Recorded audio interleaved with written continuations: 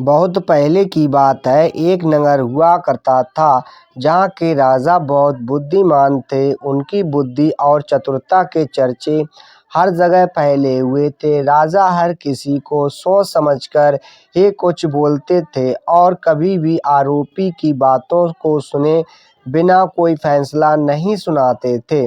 राजा की बुद्धिमानी के चर्चे हर जगह मशहूर थे। आसपास के राज्यों के राजा, रानियां और राजकुमारी आदि उनसे ईर्ष्या करते थे। इसी जलन की वजह से कई राज्यों के राजा, रानियों और राजकुमारियों ने राजा की बुद्धिमानी की परीक्षाएं लेने के लिए अलग-अलग तरकीब निकालते थे, लेकिन हर बार राजा दूसरे शासकों द्वारा ली गई परीक्षा में सफल होते थे और खुद को चतुर और बुद्धिमान साबित कर देते थे। एक दिन राजा की बुद्धिमत्ता परखने के लिए एक राजकुमारी आई।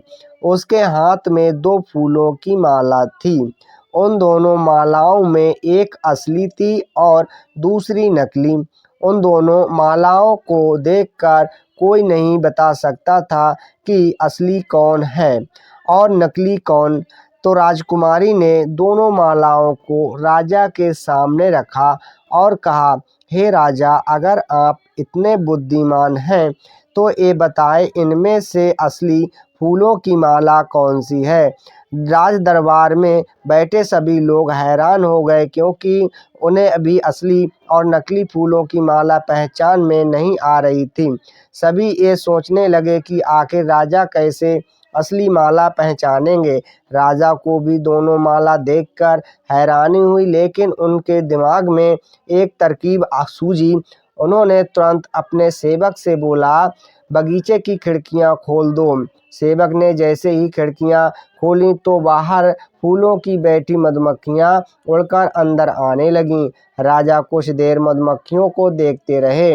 फिर जैसे ही एक मधुमक्खी फूल की माला पर बैठी, वैसे ही राजा ने असली फूल की माला को पहचान लिया और बोला, अब मैं बता सकता हूँ कि असली माला कौन सी है।